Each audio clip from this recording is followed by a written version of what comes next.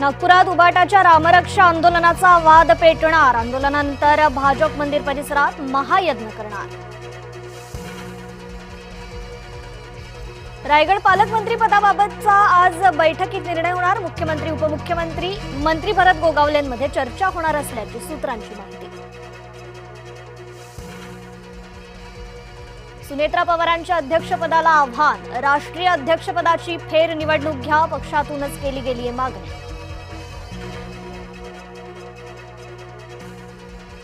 इगतपुरीत पर्यटकांवर हल्ला, तरुणीची टवाळखोरांनी छेड काढल्यावरून वाद, पाठलाग करत गाडीची तोडफोड।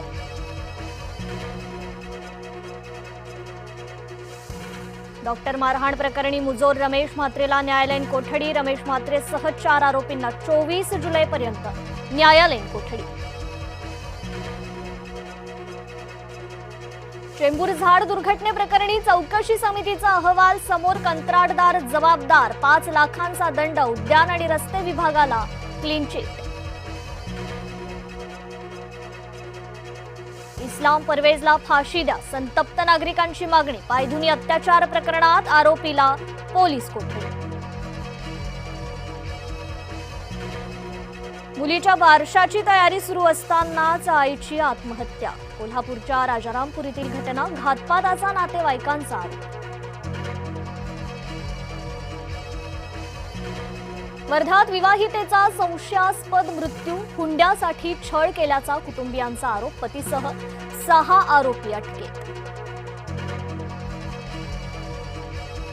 छत्रपती संभाजीनगरचा तथाकथित डॉन बाबा फर्जंदच्या अडचणी वाढल्या, आणखी एका घरावर पोलिसांची धाड। पहिल्या कारवाईनंतर आता दुसऱ्या ठिकाणीही झाडाझडती।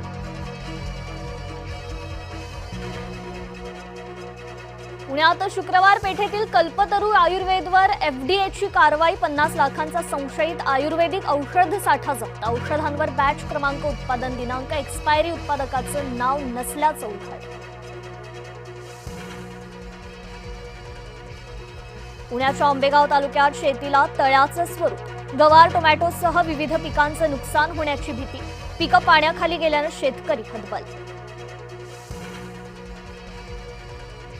सोनम वांगचुक यांची प्रकृती खालावली। 17 दिवसांपासून उपोषण, 8 किलोहून अधिक वजन घटलं। केंद्र सरकारकडून कोणताही प्रतिसाद नसल्याचा आरोप।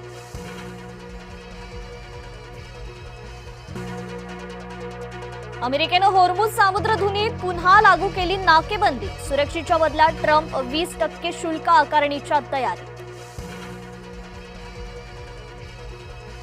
आजपासून एकदिवसीय सामन्यांचा थरार। बर्मिंगहॅममध्ये रोकोच्या खेळीकडे चाहत्यांच्या नजरा। वर्ल्ड कपमध्ये आज पहिली सेमीफायनल, फ्रान्स स्पेन आमने सामने।